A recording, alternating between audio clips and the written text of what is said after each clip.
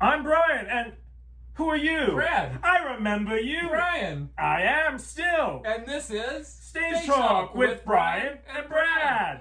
It's been a while. It has been a while. It's been a long time. Look, we got your calls, we got your letters, we got your emails. People stopping us on the street All the time saying, come back. We've missed you. When are you going to do another? We're finally here. And here we are. It's been a while. It has been a while. How you been? I've been good. How are you? I've been good. Happy that, I would have said a week ago happy that things are getting back to normal, but now all these unvaccinated people. We got together today specifically to talk about A Comedy of Errors. Tulane Shakespeare Festival. Only Brad has just told me It's been the run has been cut short. We saw it on opening weekend. We were texting and making plans to sit down and talk about it. We both reviewed it. You reviewed it for Ambush. I reviewed it for AdvocateTPNOLA.com. And we were excited to share some thoughts before the end of the run, but it's ended prematurely. COVID beat us to it, unfortunately.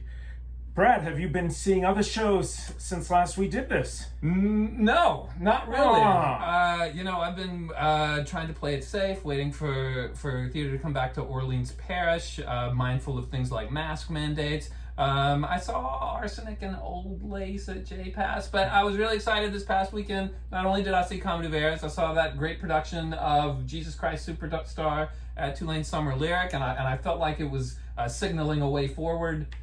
Waiting for things to return to normal in September, the traditional start of the theater season, but don't know if that's going to be happening. Still up in the air. I've been going up to the North Shore where theater has been happening for a year now, going to Playmakers in Covington, 30 by 90 in Mandeville, Swamp Like Theater in Ponchatoula, this new production company, Robin Hood Productions, that's been in Hammond and Ponchatoula, as well as Slidell Little Theater.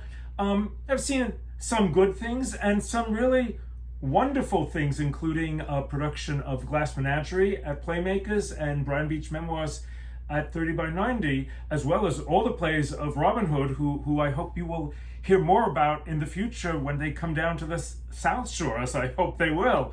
But it's not the same as being right here in our own backyard. It's not quite the same. I've certainly enjoyed reading what you've had to say about these companies in the sort of surrounding area, and I enjoy chatting and texting with you about all this great stuff. But I haven't made it out. I'm waiting for things to pick up here, and I thought we were almost there, but that doesn't seem to be the case. We were looking forward to For Whom the Southern Bell Tolls by Christopher Durang, a production from the Tennessee Williams Theater Company, and I saw on social media that one has been shut down too. Which is a real shame, because I know that they had hoped to have done that back in 2020. We're looking forward to start up again with it. It's a fun show. It will make us laugh, which we need these days, but it's not to be. So we hope everyone gets vaccinated who is listening to this. If you aren't, what can we tell you? Get vaccinated, wear a mask, stay home until the spike plummets, and hopefully we can get back to this soon. In the meantime, though, what did you think of Comedy of Errors? Well, I think our reviews were a tale of two comedies, perhaps. My review was pretty positive. I enjoyed it. I thought it was a lot of fun. So we should start by saying it's a pretty silly premise. The setting, would you like to describe it? Is this John Green, who directed it, reset it from ancient times to 1980s South Beach, Miami. Think of Miami Vice, pastel colors, Art Deco buildings. Cool, baby, cool. Yes. Of course, the language is the same. It's still Shakespeare. It's the ornate iambic pentameter. It's still a Shakespearean comedy. And an early one at that. The earliest, some say. Yeah, from 1590 something. Good, Mr. Rhines. I think somebody's going to have to fact check that later.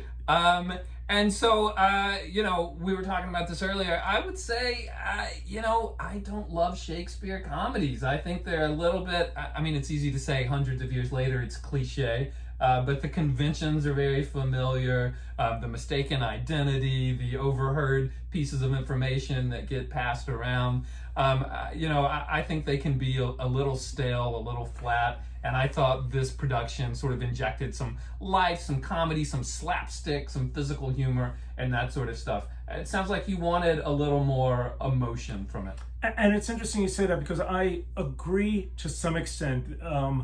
Passages of dialogue where there's lots of these double entendres that were kind of wink, wink, nudge, nudge, that might have been real knee slappers 500 years ago, now are kind of like, But I think that there is more to it, even in a lighthearted comedy like Comedy Veras, as opposed to A Measure for Measure or A Midsummer Night's Dream, because you often have the people, the Antipholus, one of Ephesus and one of Syracuse, who have been separated at birth, and they each have a manservant, Dromio, who are also twins, who were also separated at birth. And if you don't know this, just check out Wikipedia and you'll find out all the details. But you have the masters kind of beating up on their manservants. And I think in this day and age, a director could explore that a little more than just for the slapstick in it, and for added insight and add another layer to it. Whereas this way, it was just wacky and kind of left me cold, the comedy part. What I really enjoyed was when particularly Mac Guillory III as one of the Antipholuses and Michael Forrest as his long-lost twin brother played it for real. And you saw the frustration and the bewilderment in their eyes. That was when it really drew me in. That's right. You were trying to describe the setup, and I think that the fact that, in explaining it just underlies how ridiculous it is.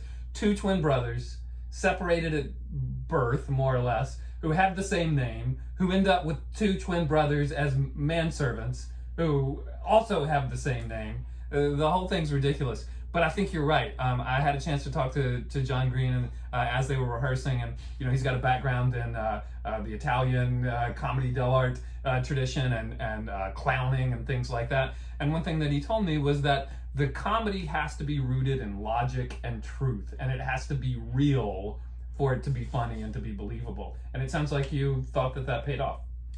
Right. And I just wish there had been more of it.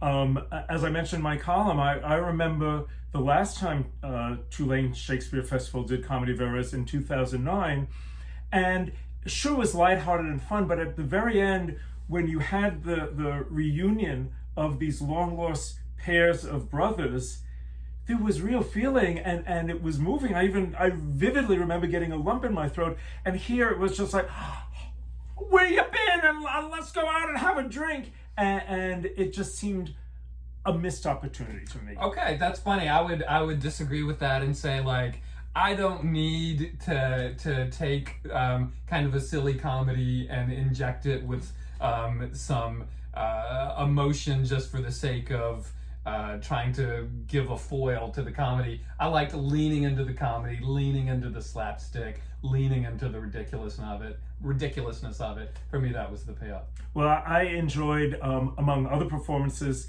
Monica Harris. Excellent. As the sister-in-law of one of the Antipholuses, who, when the other Antipholus starts coming on to her, she's like, wait, what are you doing coming on to me? You're married to my sister. And yet did it in a very lighthearted and yet serious manner, which I thought was wonderful. She's sort of the voice of reason in the play. I think she sort of Yes. grounds all of the silliness that circles her. It's always fun to see Tracy Collins pop in towards the end at that reunion scene that you're talking about. Whenever I see her name on the program, I think, oh, here comes something funny. She was great. Shout out to Pamela Roberts, who was featured in two smaller roles, who took over for another role for an indisposed Donald Lewis. And the night I saw it, she did it with script in hand, but she had already memorized in what I think was a fairly short amount of time about half of it. She gave a great performance and really stepped in and valiantly did what she needed to do. I think that's right. She did step in and do a good job. I think that's also one of the kind of slowest, clunkiest parts of the play, where she's Gobs of unspooling exposition. all of this exposition. Yes. So she handled that nicely. Yes. I also like the two like foot servants, Reed Williams, Matthew Wrights, I think are their names, with their sort of matching blonde hair and kind of surfer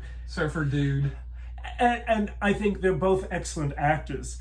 But look, with that blonde hair, I kept on wishing they were more like a Stoner Man and Dragged Out. They were so wackadoodles, like, how much caffeine did they have? And yet, it's not entirely their fault, but the humor that they have to enliven That's what I'm talking about. is a bit old. Yeah. And I don't know how you do it. I don't know how you do it. But And I actually got them mixed up sometimes. Oh, really? And blonde Yeah, leads, yeah, I was yeah, like, yeah. which one is that? So it Yeah. sort of underscores the confusion of the play. Well, I think we both enjoyed it to some degree. We both had some things that we didn't love about it. And saddest of all, they were selling out. And that's not sad, but sad that those audiences who wanted just some fun in this crazy summer won't be able to have it because some people have their principles. We'll leave it at that, but let's That's hope right. that'll change soon. That's right. Well, it was super exciting for me to get back into the theater, to get back to Tulane for the Shakespeare Festival, and I was really optimistic that it was going to be a sign of things to come. But it looks like we're going to hunker down again, wait for this spike to pass, and hope for more great theater in Orleans Parish in the future. And in the meantime, lots of great stuff happening in the surrounding areas. Absolutely, and we look forward to September, October, November. There are things on the schedule, and let's hope that they will be able to move forward. Absolutely. Well, we're back for now. We hope to see you again soon. I'm Brad. I'm Brian. We'll see you again next time. Take care.